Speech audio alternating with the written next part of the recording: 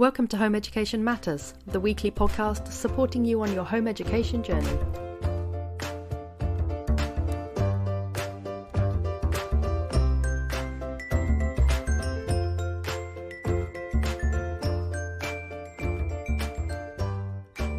Hello and welcome to Home Education Matters. Today, we are very lucky to be joined by Chetana, who is going to be guiding us through exam techniques. And this is something that is unbelievably important when your child is sitting exams when you home educate, because I think we often take for granted how much knowledge teachers have of the exam system and the exam papers and the exam boards.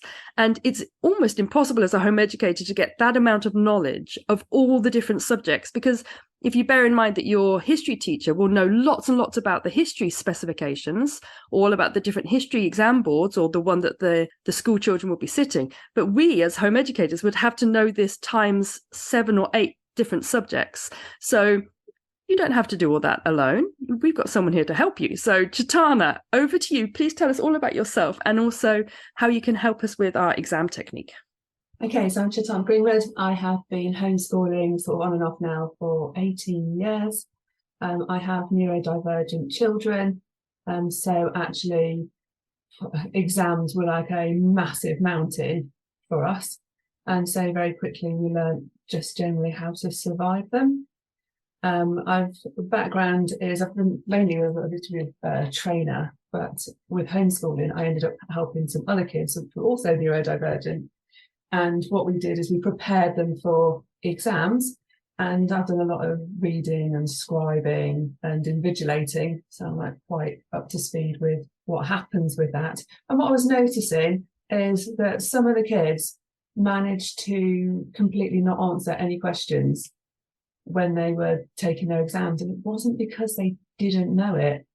And it was quite frustrating. I almost had one lad, and we were doing an environmental management paper.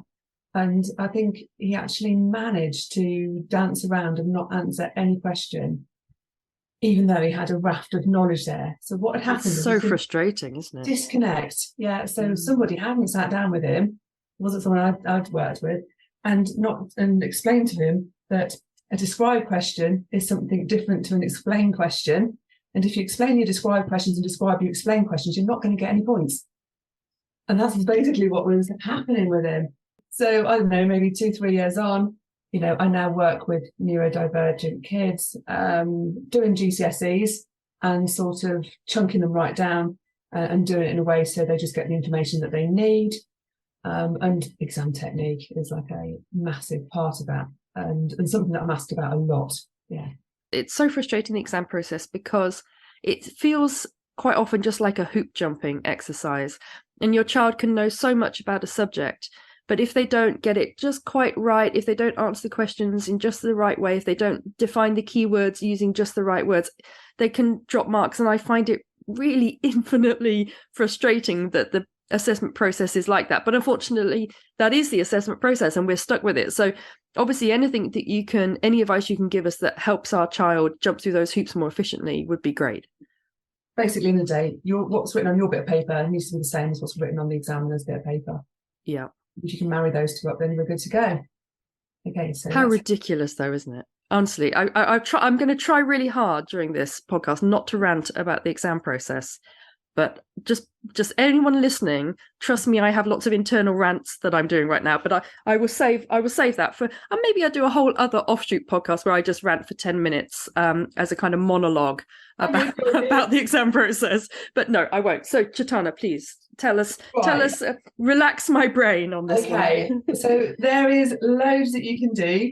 Okay, you might say it's a little bit game playing. For me, I'm a big advocate of education, but the kids that I work with don't always get the best setting. And for me, have I got an issue? No. I think testing somebody on their worth for 2 hours on the exam when they're like 15 or 16. What? Also, it's about leveling the playing field. I worked briefly in a grammar school, a big selective grammar school in Birmingham, and the teacher that I worked with, he was an examiner. He was the principal examiner for the subject, And he just prepped them for the subject. He just prepped them for the exam, completely prepped them for the exam. And this is, in actual fact, what happens in almost all private schools and grammar schools, not quite so much state system, but still, depending on the teacher, it can do. They are absolutely prepped for this exam. They know exactly the kind of words to say, exactly the kind of structure of their answers. And so all we're doing as home educators is we're trying to allow our child to retain a love of the subject, but we still need to play the game, don't we? Yeah. And this is how you do it. Yeah. Okay, brilliant. It's the rule book. This is it. This is the super hacks to get you there. Okay, so the first thing you need to know is actually there's huge amounts of information out there. You need to know where to look. Yeah. Okay, so the first thing to do is know who the examination board is. Okay, so there are lots of exam boards and lots of people get these mixed up, and lots of people will employ me to do tutoring with their child and tell me completely the wrong exam board. So you need to make sure you know who that is. If you are at the point like we are with home educators, you have a choice about where you want to go. And it depends what you want at the end of the day. If you're trying to get 5 ticks in a box, yeah, so your child can then go on to college, okay, then, and unless they're going to particularly doing A-level biology or chemistry or whatever, for me, yeah, with neurodivergent kids, I was going to always take the easy road. So for me, I quite like for main stuff, I quite like Cambridge. So where I'm doing homeschooling, we do business, we do travel and tourism, and we do environmental management. The reason that we've got those 3, there's actually several reasons why we've got those 3. Firstly, the exam papers are set out the same. Secondly, the command words are all the same. And also with those 3 subjects, you've got so much overlap on each of them, then actually you're probably doing the work of 1.5 GCSEs and getting 3 at the end of it. That is fascinating. Smarter, not harder. I've never heard that advice, and that is already chiming with me. So you would recommend doing 3 GCSEs on top of the maths and English, which I'm sure you're getting to. So you would do Cambridge Environmental Management, Cambridge Travel and Tourism, and Cambridge Business Studies. Yeah. Now, I've got a question for you. Yeah. My daughter only needs, I think, 3 or 4 GCSEs, and she's doing environmental management. She's done classical civilization. She needs to do English. She needs to do maths. And I'm holding off. I held off on her doing global citizenship, for example, because I was worried that if there were too many kind of, in inverted commas, wacky subjects, that colleges might look at her and think, oh, she's home educated. She's taken like really easy subjects like travel and tourism, business. And I worry that, I don't know, that colleges might be a bit sneery about it. Is that not the experience you've had? No. Okay, so my own daughter, who's chronically dyslexic, bless her heart, she did Snap. Exactly English, the same as mine. Yeah, she did English, Lit, Classics, environmental management, and RE. Okay, so she went in to have her interview, and we sort of coached her a little bit. And what she went in with, which is what colleges love about home educated kids, is because they have a love of learning. We haven't squashed it out of them in the GCSE yet. Yeah. Also, they have a great capacity to work independently. Yeah, self-study. For her GCSEs, they absolutely fell over for her. And she went on and she did her A-levels in business, law and politics, which were nothing to do with what she had gone in with. They were looking for those 5 tick boxes. If she'd wanted to do biology or higher maths, then yeah, she would have had to maybe look at it a little bit differently. I know a lot of our home kids, need to do that.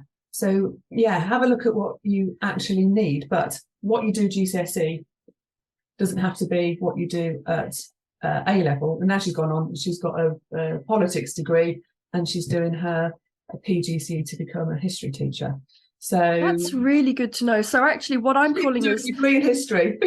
yeah, she's really gone a circuitous route for that, right? But what I'm maybe perceiving as colleges thinking that they're maybe filler subjects or something like that, actually colleges just see that and think, what a wide variety of subjects, and she's self-studied, and isn't that brilliant? Yeah, no, I've got a girl that who's doing a year with me at the moment. She's just gone in, had her college interview, and they were falling over her.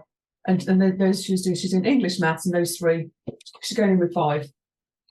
Yeah. Wow, that's interesting. And they're all like, so they're starting to come around to the fact that, that if you're homeschooled, you're going to be trying. If you're homeschooled, you're going to be thinking a bit wider. Yeah. And a lot of our kids that are homeschooled are neurodivergent, even wider thinking. I think people are starting to move around for it. But, homeschooling as a homeschooling parent is hard work. There's no way around it. And then when you've got GCSEs on top, for me, let's just do the easy option. I agree, especially if your child maybe just wants to get into the local college, only needs 5 GCSEs. I think, and realistically, my son wants to do theoretical physics at university, and I've been looking at the requirements and no one seems to want more than 7. In fact, most seem to want 5. Yeah. GCSEs, I think we perhaps put more pressure on ourselves as home educators than we need to, because our local school children, they may be doing 10, and we think, people will think that our children are really slack if we don't do 10, and I think that's nonsense. I absolutely agree. 5 grade 5s, you can go anywhere practically in the country. Yeah. So for me, on those two, so business and travel and tourism, half of the syllabus is on both of those is the same. That's good to know. Marketing. Yeah. Yeah. So actually, environmental management is a lovely one, because realistically, if your child is even vaguely switched on to what's happening around them, they know half of it anyway. Absolutely, and also it covers a lot of travel and tourism. So if you know environmental management, the first half of travel, we do travel and tourism, because the first half is a lot of environmental management, when you look at environmental impacts, and the second half is business, which is marketing, half of that. And so for me, I would always go for the line of least resistance.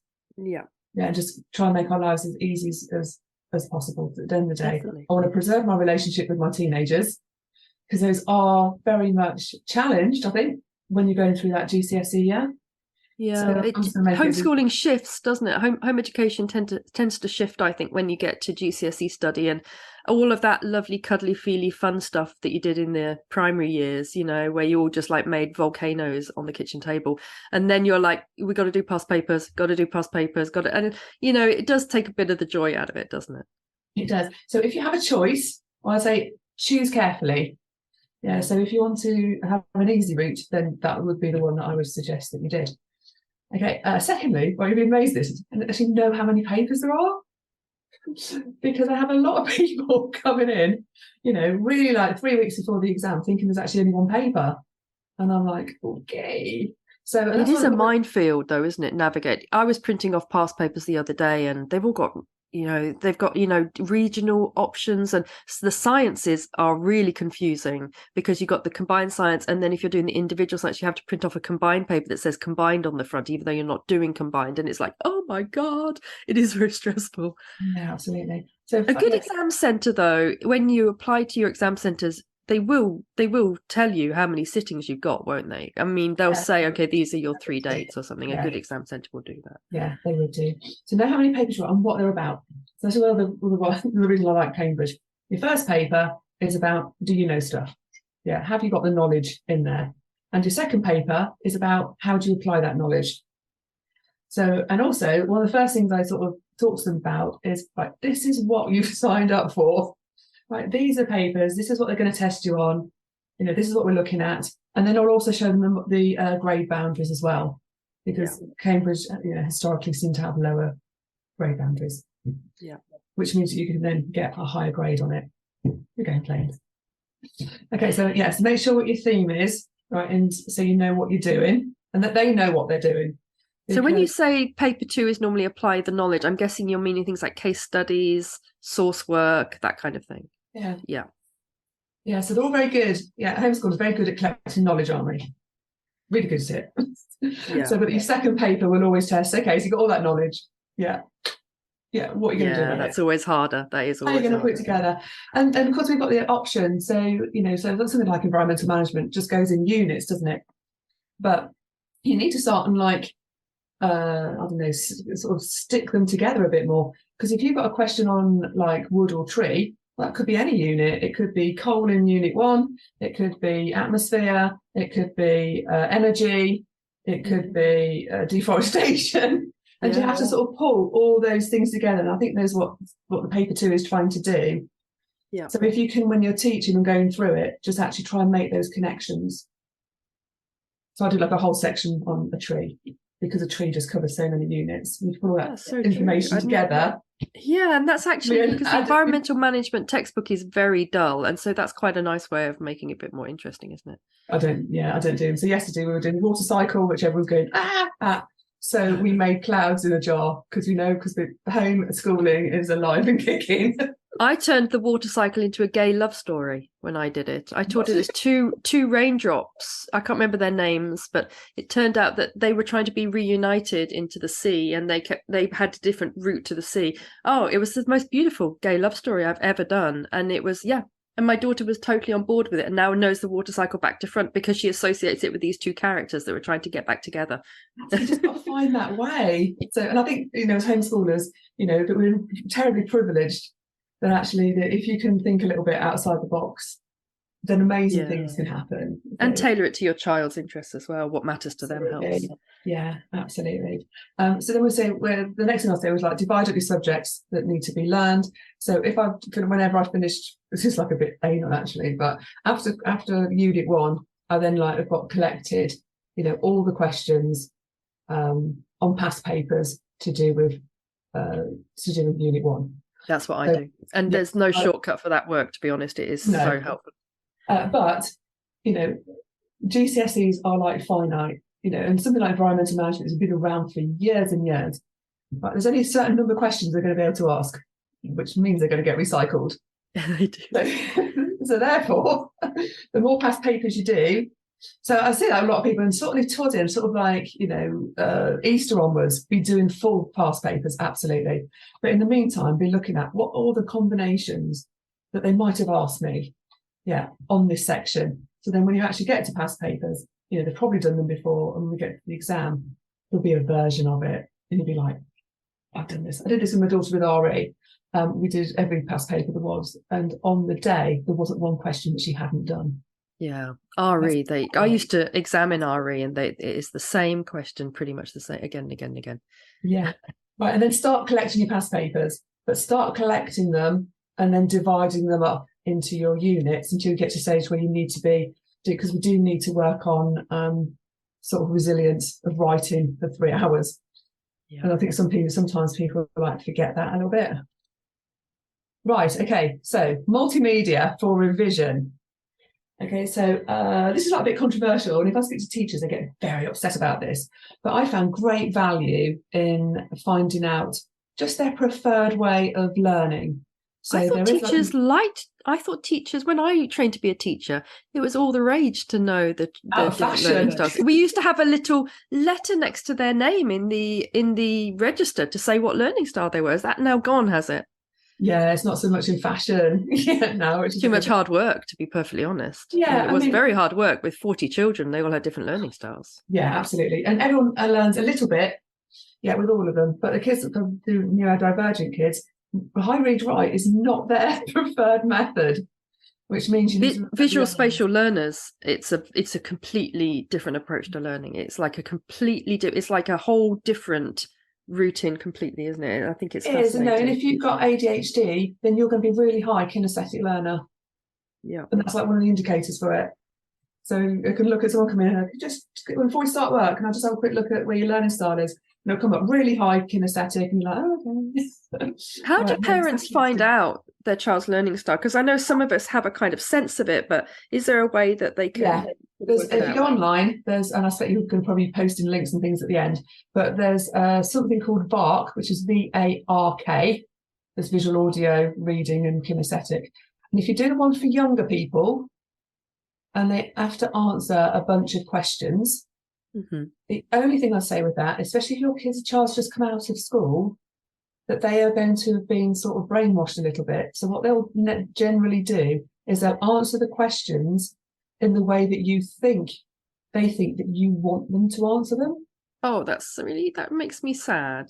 Yeah, because it's so high read write in school that they think that's the only way.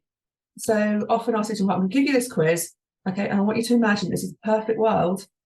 And if you could learn in any way you wanted and forget the way that you've been learning up until now, what would it be? I said, because if you're not honest, I'm not going to be able to help you. Yeah. If you give me a false reading and you come out as really high on read write and I'm a bit puzzled, but generally it's because they've come out of school.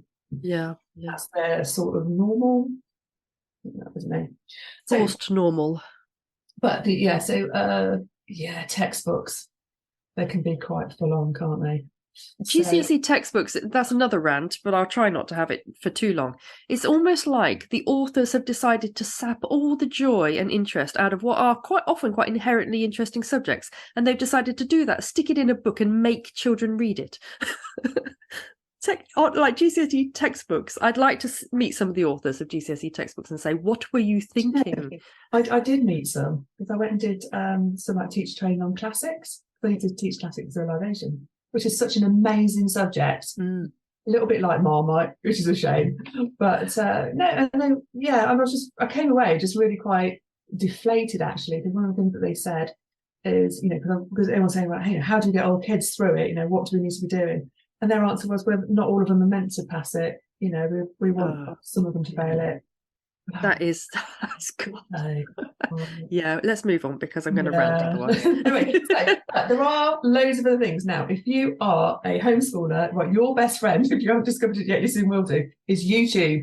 Yeah. Lots of people have posted lots of information. And in fact, you probably just do the whole syllabus through YouTube if you wanted to. So I was talking about that in another podcast, and I don't know if you've come across Science with Hazel, but apart from the fact that it's a GCSE, not an IGCSE, and there's very slight differences, you could do the whole syllabus just watching Science with Hazel YouTube videos. And it'd be a lot more fun than using the textbook. Yeah, free science lessons, they're like quite similar as well. So I found that the Maths Genie, because I'm seriously challenged when it comes to maths. And you can't be good at everything, eh? Exactly. So these are all YouTube channels. Mr. Salis, so quite often I tend to teach on English Edexcel Language B, which is a bit meaty, but sometimes you have to Mr. Salles, that's Salles. I'll tell you what I'll do. In the Home Education Matters Facebook group, I'll put these links up when this podcast goes out. And also, if you do English literature, then your best friend is Mary Meredith, because she will tell you exactly how to write a grade 9 Inspector Calls essay. All right. It's ridiculous hoop jumping, isn't it? Honestly, it really is. Yeah.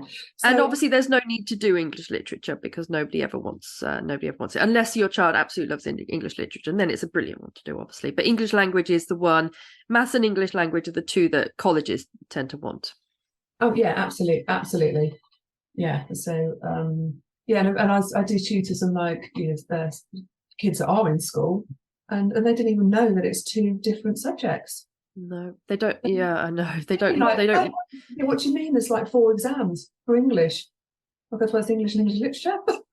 No one's told me this. They just think it's all just one big subject.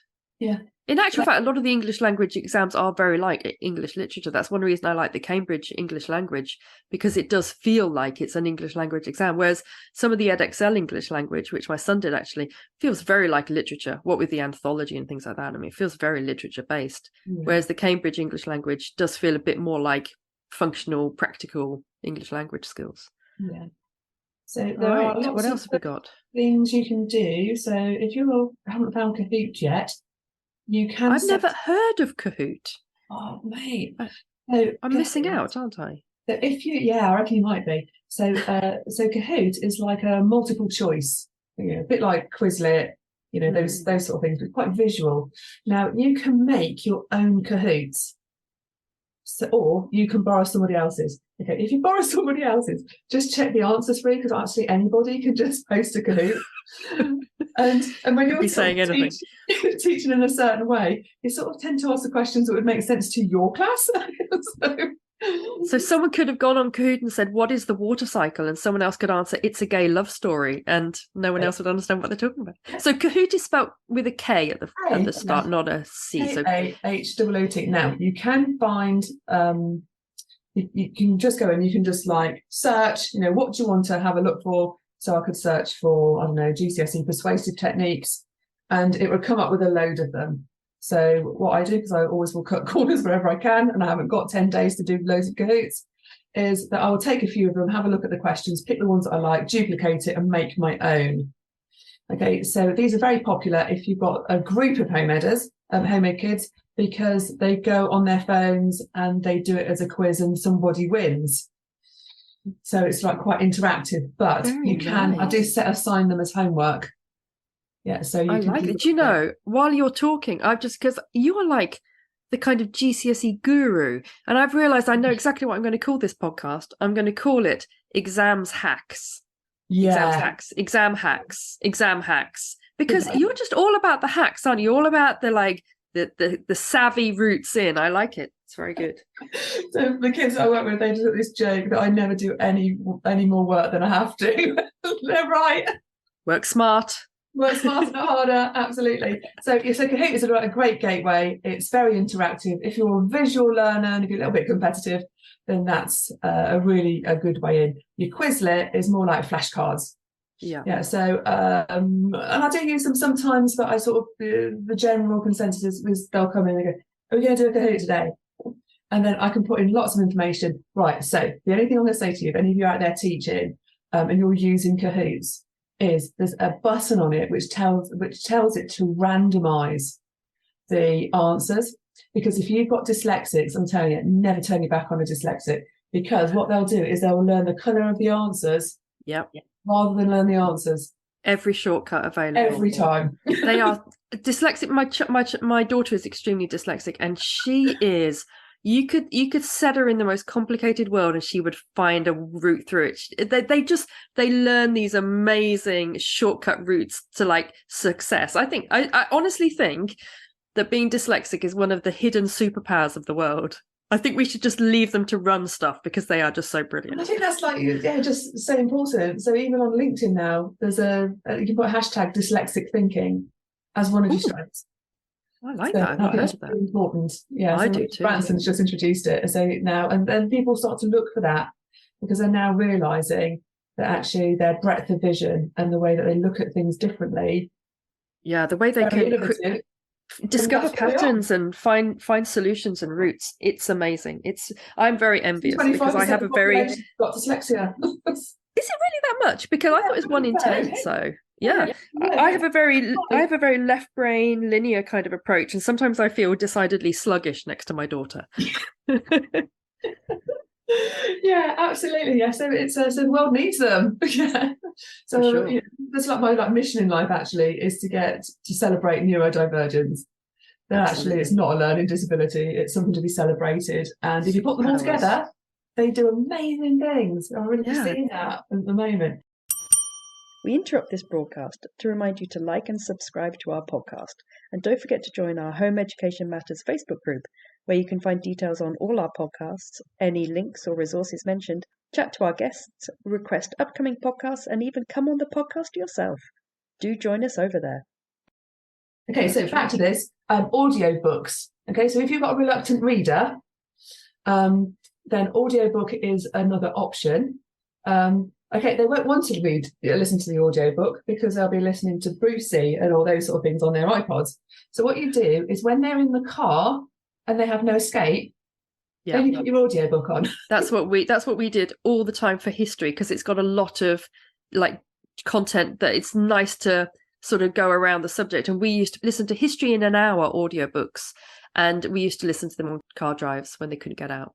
Yeah. Although, to be fair, both my children love history, which helps. But yeah, audiobooks in cars, I agree. Captive audience. That's it. And then, so another one which people don't realise, if you are going down the English literature route, and you've got things like Shakespeare, and you've got a book with lots of very weird writing in it, sometimes that can be quite hard to access, and that's not particularly neurodivergent because anybody can struggle to access that. So an alternative which I found is really useful is to buy a graphic novel instead. So it is a cartoon version, but it has all the right script in it. Yeah. But it helps immensely because you can then see, if you're a visual learner, you can see who's in the scene, who are the characters, what are they doing, and it just makes it a lot more visual. Because things like Shakespeare never meant to be read; it was meant to be watched. And as we were saying, dyslexic children in particular, but all children, I think, tend to be amazing at making those jumps from one thing to another. So if there's a visual, they will fill in all these amazing gaps that perhaps they're not getting from the text. Yeah, I think so. And sometimes these work like magic. I was working with a girl, she was in school, and the first time I went around, she just sat and cried the whole time because Macbeth was just besting her. So I said to her, well, go and get her a graphic novel, let's try that. And the next week, she was a completely changed child, and she could just flick through it and tell me quotes from anywhere in it. And it was just like, very nice. Yeah, you can do that. So graphic novels, I'm a big fan of those, actually, just to make that everything more accessible and a bit more fun. Then you have films. So if you're doing Romeo and Juliet, actually doing Romeo and Juliet, there's a couple of things you can do. So if you go online, and this probably is for every Shakespeare play, you can go and find yourself online a modern translation of it. Go and read that first. Yeah, that's a good idea. So almost like Lamb's Tales used to be. The Lamb's Tales, which were like this little short modern reading, although nowadays they're quite old. They were like 1950s or something. But yeah, so then you have the basis of the story, and then you go to the original. Sure, absolutely. Because I found out only this week that Juliet's dad didn't want her to marry Paris, and he told him that she was a bit young for it yet. So I missed that completely, and I've looked at Romeo and Juliet. I always just got caught in the fight scenes of Romeo and Juliet, and the rest of it rather bored me, or the love bit rather bored me. Yeah, I think films, and I also think that the BBC has done a lot of, like years ago, they've done a lot of adaptations, like Dickens. They did some very good Dickens adaptations in the 90s and noughties, and then they did a lot of Jane Austen adaptations. And I'm not sure whether any of these are studied in English literature, because we're not doing English literature, but I found just for analysis of text, watching the TV, then turning it off and saying, oh, wasn't that character interesting? And like discussing what you'd watch together. I thought it gives you a sense of the kind of questions you get in English. Absolutely. And if you've got the film, so if you're watching Romeo and Juliet, I quite like the Leonardo DiCaprio one, but whatever you're watching, put the subtitles on so you can see. That's a good idea as well. What are they saying? Because the Leonardo DiCaprio one, that's in the Shakespearean language, right? Yeah. Oh, yeah, that's useful to have the subtitles. So when I'm doing Romeo and Juliet, so firstly, let's go and read the translation so we've got a bit of a clue what's happening. Right, then let's go and watch a film, with the subtitles on. So we just got like a bit of an introduction to that language. Then let's have a look at a graphic novel. Right, and then perhaps we may or may not look at the book. Probably not. There was a very beautiful film of Romeo and Juliet that was many years ago that I think I watched when I was doing it, so it must be really old. It must be like 90s. And I can't remember who was in it. I want to say Olivia Hussey, although I'm not entirely sure. But if anyone is listening to this and can remember, I'm that old. If anyone is listening to this and can remember, do like put the link or something, or say which one it was or what year it was, because it was a really good one. And I don't like Romeo and Juliet, as I just said, but I did find the two young actors in it, who I've never seen again, they were very, very good. And I think the right film, when you're a teenager, can really grab you, can't it, and get you interested in the story. Yeah, absolutely. So then if you're doing your EMs, documentaries, Seaspiracy, Cowspiracy, you'll just turn them into a load of like left-wing eco warriors. But it's a place to start with conversation. Yeah, I've yet to meet a home educated child that isn't already one of those. So I think you're on safe ground. There is that sort of section of it, isn't there? So watching those sort of things, and actually watching the news, especially if you're doing business, or anything with environmental stuff. Radio 4 have a lot of good series, don't they, as well? Yeah, I had one come to me recently and just said, the doctor started watching the news. I go, we watch it at lunchtime. And just when we're having our lunch break, we watch it then. And she's like, oh, okay, yes. Awesome. And then don't underestimate the power of BBC Bite Size. I've always underestimated the power of BBC Bite Size, because for me it always felt really schooly. But you're right, it is an amazing resource, but I don't know, I just, it kind of hurts me to use it, even though it is really good. Do they do things like environmental management and business, or is it just the more standard? I use it for English literature because they've got a section on there, and it says it's got each of the characters, and it will say Mr. Burling, and then it will say, these are the things about him that you might be asked about. These are the quotes which you'd use, and this is how you analyze it. So that is good. So if I'm hacking, I'm definitely going to be looking at those sort of things. Super. So that's all your multimedia recommendations for revision. Brilliant. Don't stick to a book. Yeah, absolutely. It's tempting to think, there's a book. And maybe not. Okay, so then we are then looking at past papers, but with mark schemes. Okay, so you can download as many past papers as you like, and you can fill them in, and they may be right and they may be wrong. You don't know. So, but I do this a little bit differently. So if we're doing a paper, what I'll often, when we're using a mark scheme, what I'll do is I give them the mark scheme, sit with them while they do it, and say, you mark it. Yeah, Okay, I always do that. Get them to mark it. Yeah, you need to learn how the examiner wants you to write it. And if you don't think you're going to give yourself a point, what would you need to change? So you would get that point. It can be quite frustrating, the mark schemes, though, sometimes for some subjects, because they can be really vague, can't they? I know that with some subjects, not quite so much the 3 Cambridge ones you mentioned, but for things like history, English, RE, religious studies and things, they say, oh, this, or any other valid answer. It's like, okay, that could be anything. They do. So if we're looking at someone like Cambridge, which actually they're travelling towards them, they just throw these like fastballs in, which you never, it's just, you know the answer, and then you look on their paper and it's just something completely different. Yeah. You never have got it in a million years. So we know that sometimes there's a fastball in there. One of my lads just came back in and just said, oh, so how's your exam go? And he goes, well, there's definitely a fastball in there. I saw it. Yeah, sometimes they do. And to be fair, they do that so that they can differentiate between the highest grades, don't they? Because otherwise it's very difficult for them to differentiate between the 9s and the 8s. Because since we went to numbers, there is such a big difference between 8s and 9s. Although I'm not sure Cambridge use numbers. Do they use numbers? No, or are they still on? They're such an old-fashioned exam board, aren't they? I imagine Cambridge to be a bunch of old white men with beards sitting there going, how can we confuse our school children?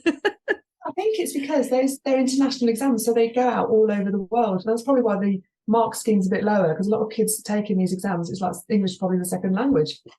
Yeah, and actually, I've just realised as I was saying that I actually know somebody who works for Cambridge Exam Board, and she is a really lovely lady in her 30s, and she's very young and dynamic. So there goes, you see, my misconceptions. That's what it is. Okay, so your like little pièce de la résistance when it comes to exam technique is you must, and your child must know what a command word is. And actually tell us what a command word is then. Difference. Okay, so they're called command words. I call them clue words. Right, and they're clue words, yeah. Clue words. Right, so and they try and give you a clue about what is it you're meant to be writing on your bit of paper. Yeah. So and they mean different things, which is why I sort of like stick a lot with Cambridge, because they're all the same. So explain, okay, means a what and a why. So when it says explain something, they're wanting you to say what that something is and why that something is whatever. Yes. Yeah. That's it. So it's a shame that people can't see my screen at the moment, but I've got an exam paper in front of me. It says explain 3 reasons why tourist attractions might ask tourists to buy tickets in advance. Okay, then there's like 1, 2, and 3, and at the bottom it says it's 6 marks. So I look at that. First thing I look at, what's the command word? What's my clue? Explain. Okay, well, to explain, I need to be doing what's and whys then. Okay, how many do I need to do? Well, it's 6 marks. I need to do 3 what's and 3 whys. Now, having been a scribe for a long time, what I do know is that if a child's not quite sure, they will do some waffling, and they will just write things, and then right at the bottom I may or may not be writing the right answer. So part of the exam, and they use up loads of time as well, don't they, doing that? And I'm writing in little tiny writing, right? So what I get my guys to do is I say to them, right, what are the 3 answers? So what they would do, and on against number 1 they would write the what, forget the why for a minute. Number 2 they would write the what, and then number 3 they would write the what. So for explain 3 reasons why tourist attractions might ask tourists to book tickets in advance, your first one might be to get money up front, but then you would go straight on to number 2 and say something like to have shorter queues, but you wouldn't say why that's helpful. No, and the reason I'm doing that is because I want those 3 what's in first, because what they will do, and what I see time and time again, is that they will rephrase the answer and write it out 3 times. And it's the same answer. That's true. And they get stuck in the words, don't they? And so then they think, oh, I'll say that again, but in a different way. And it's a different answer. They do. So get it. So there's 2 reasons I get them to do this. One, it's they're clear in their head. These are the three things that I am going to talk about. Are they different? Yes, they are. So the what goes against, the first thing, what is the answer? Da, da, da. And then underneath, they would then say why. Then they go to the next one and do the why. And then the third one and do the why. So they do all the short answers, and then they go back and do the whys afterwards. Yeah. And carry on. When they get to the third one. So they can't think of anything, put a big star by it. And when they come back to check their work later, when they've been going for 2 hours, it's very easy to see where it is. Now, for the examiner, this is like a very joyful and lovely paper because it's easy to mark. Yeah. Yeah. And when you are paper 200 that day, I've handed papers in before and just thought, I'm so glad I'm not the one marking that.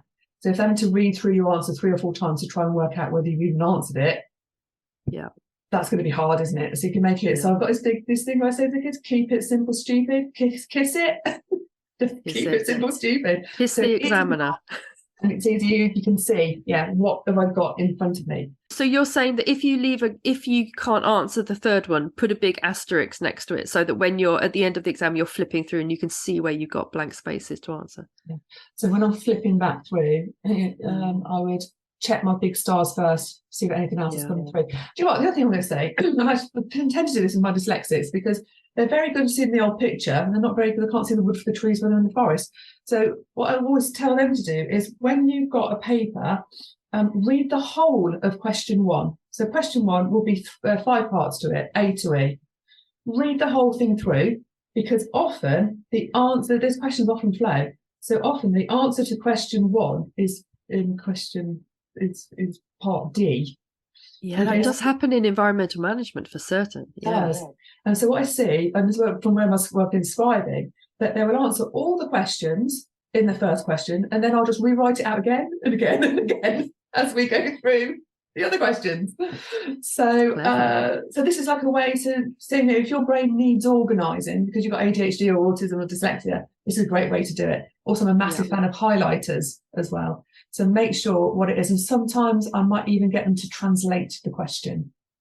Into their own words.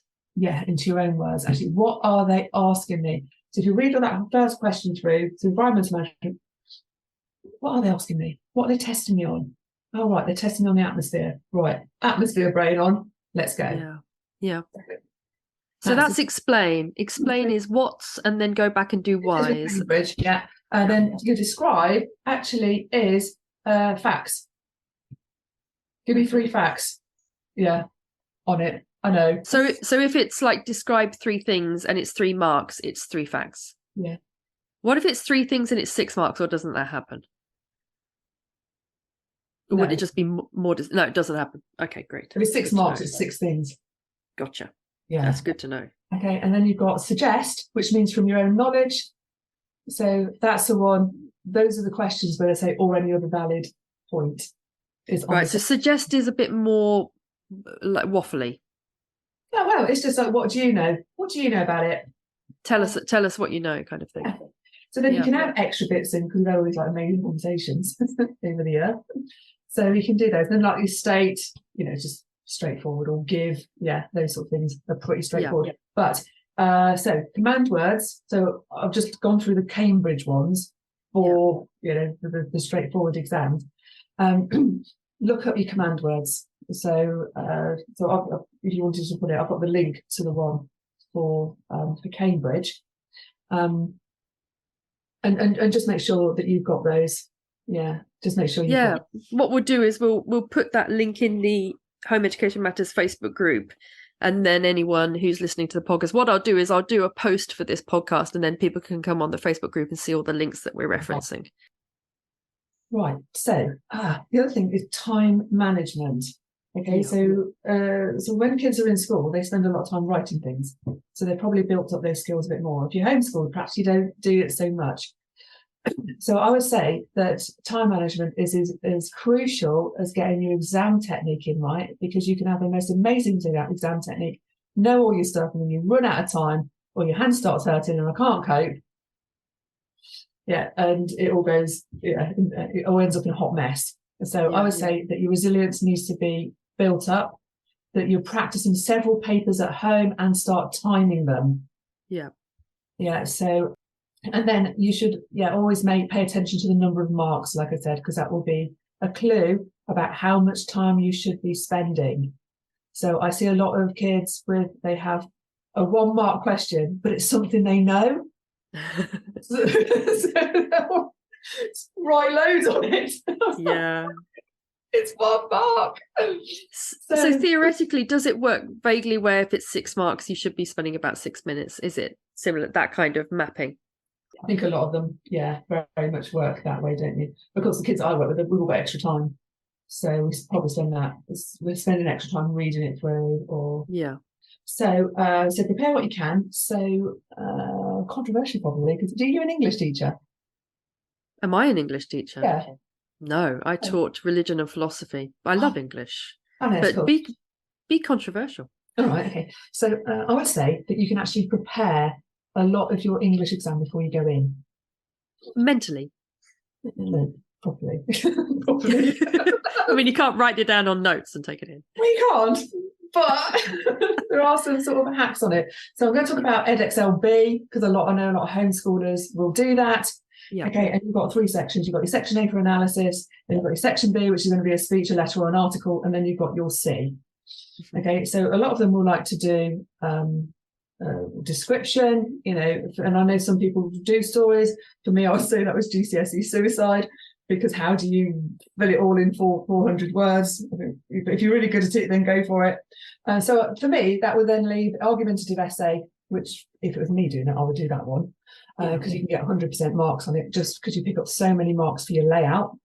Or you can do description. And a lot of them still go for description. So what we do is that, so what I'm doing with my students at the moment, we're spending a lot of time building our piece. Okay, so we will have a prepared piece ready, which they can do 2 things with. They can either really learn the structure and the planning for it, or they can learn it off by heart. So this is so in Edexcel B, there are 3 parts, and one part is a piece of writing, and you get to choose between description, argumentative writing, and a story.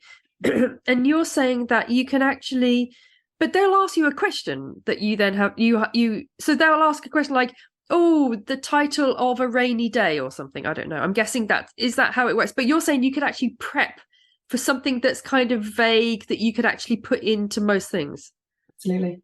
So once it's written, so what we will do, this is like a mega hack, we will get that so it is banging around a grade 9.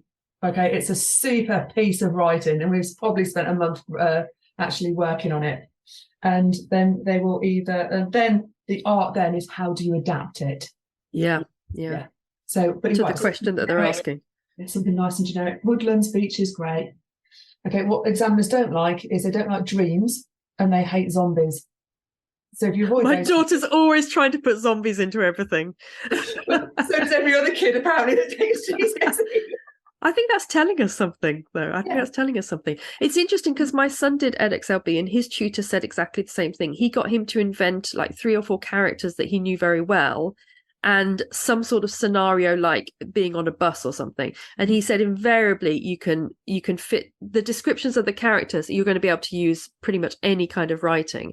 Whatever the title is, you're going to need to describe the character. So if you get some lovely descriptive words and stuff, you can put those in. And the same thing with, a bit of a journey or something. Invariably you can sort of like jam that into a title. So yeah, I see exactly what you mean there. That's clever, because that takes off a lot of pressure if you know pretty much what you're going to be writing. Okay, so the first thing I do when I sat down on that paper was go straight to section C and write it. Get it out of the way while I'm fresh. While it's in your head. Yeah, because I know that I've got a banging essay there and it's going to get a high mark. Yeah, so I'm going to do that. Now, what will probably happen is if you're really prepared, that hour that you would normally have for that, you've probably got it done in 40 minutes, which means you've got an extra 20 minutes that you can then use, somewhere else. So for me, what I would then do is the section B, do the article or the what have you, and I'd leave, because there's 16 marks for just the way you set it out. So there's a lot of marks you can get for regardless of what you're writing. Just for the way you structure it. just for the way you structure it? What, like having an introduction, having a conclusion? Yeah, Is that really? Yeah, particularly. So if I know an article came up, you need to have a heading, you need to have subheadings. Are you using connectives? You can prepare all that. And these are things you'll find out from the mark scheme as well, won't you? When you're doing your past paper, if you've missed any, you'll think, oh, I missed a mark on not having a subheading, and then you'll know for next time. Right? Yeah, it's helpful. Will do. And and if you look at the mark scheme, like a lot of us do, and just go, what the hell? And YouTube it. Yeah, there'll be people there that will say, this is how you structure an argumentative essay. They'll tell you how to do it. So walkthroughs of exam papers and things like that, right? Absolutely. So we've got it. We just need to make sure we can find it. And then section A, you can even prepare some of that as well, because on that paper they will have two pretty article-y type things. One of them you will have subheadings on it, so I've got something to write about. Yeah, one of them will be happy at the beginning and miserable at the end. I've got something to write about. Yeah, some of them will have expert opinion. They'll probably both have. I've got something to write about. Yeah. So writers and people just often don't realise that people use a triple for only one reason, and every writer uses a triple for only one reason. So secret is what the reason is. Yeah, triplet, triple, power three. It gets is that like 3 adjectives in a row?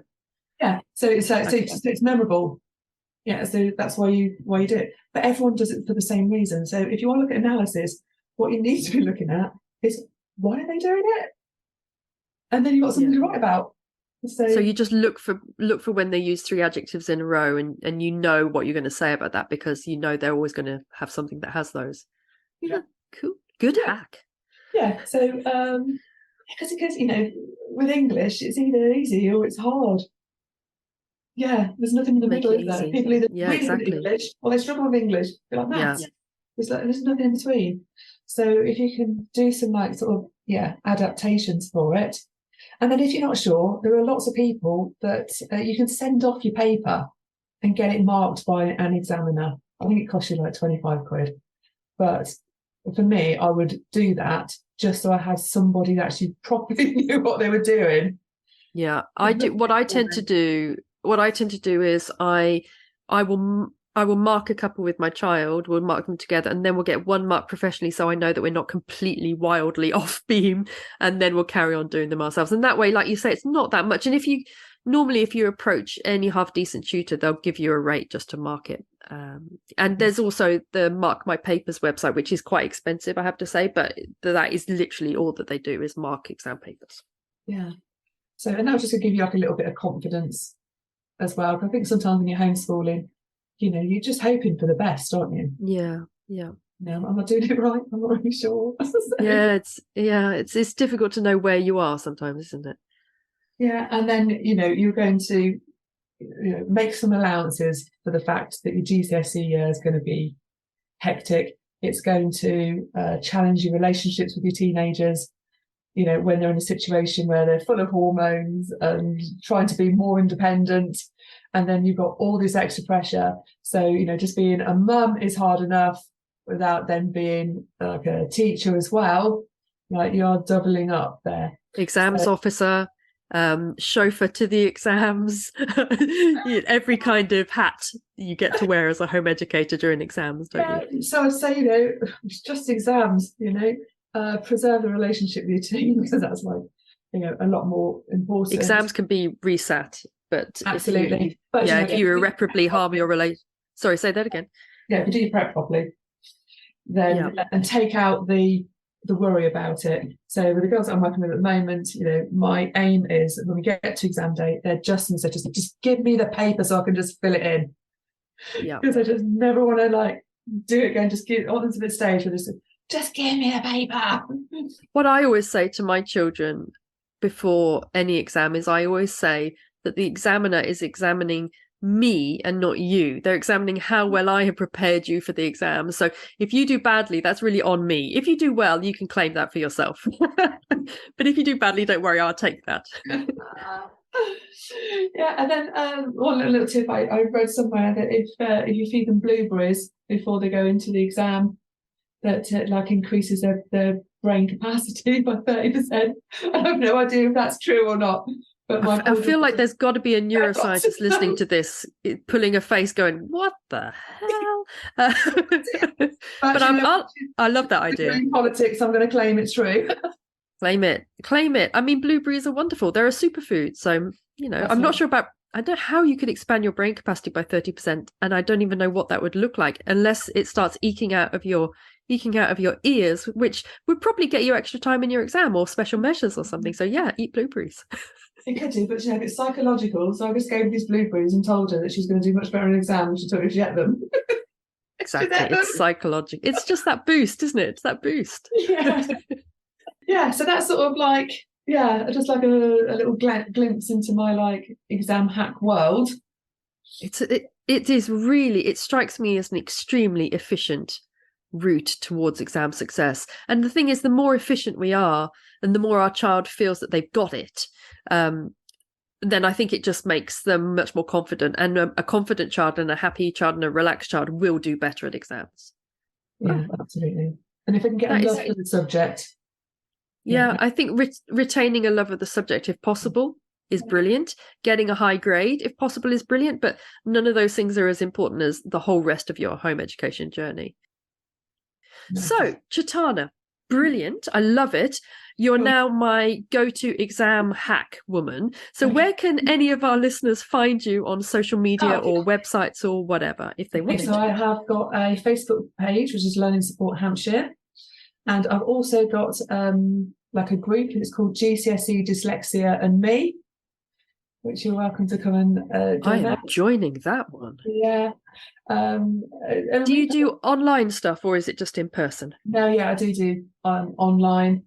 Although my sort of special area, I guess, is kids that are suffering from extreme anxiety, that they're out of school for whatever reason, including that they've been excluded, and neurodivergence, which often sadly goes hand in hand with that, I'm afraid.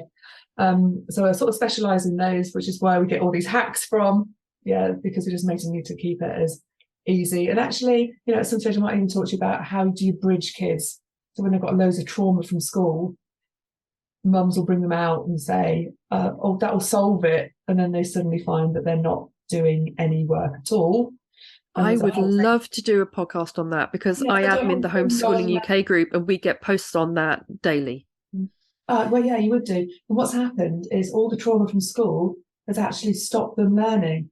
It doesn't matter where you put them. You can put them with a tutor, you can put them in a group, you can put them in a homemade group, nothing's going to work until you've dealt with the trauma and actually bridged a way back to learning. So that's really what I do. But I do neurotypical kids. I tend to do them online, just because I'm quite sensitive, with the kids that I'm working with at the moment. So, but I also do like a session which is just on sitting down with anybody and then just showing them how to hack a paper. That is brilliant. That is fabulous. And I'm already as well. I'm already thinking that me and my daughter, she's sitting environmental management this summer and she knows the subject back to front, but it's just getting the information down on the paper. And I'm already thinking, right, Chetana, booking you in for a session with me and my daughter. It's because I think, exams are stressful, and I think if we can make them easier at all, then let's do it for our child. That is fabulous. Thank you so much, Chetana. That has been, I've never heard so many exam hacks, and I thought I knew a lot about exams, but loads of those I didn't know. So that is brilliant. I'm loving that. Thank you so much. It's lovely to have you with us today. Thank you. Thank you so much for joining us for today's Home Education Matters podcast. See you at the next one. Have a lovely day.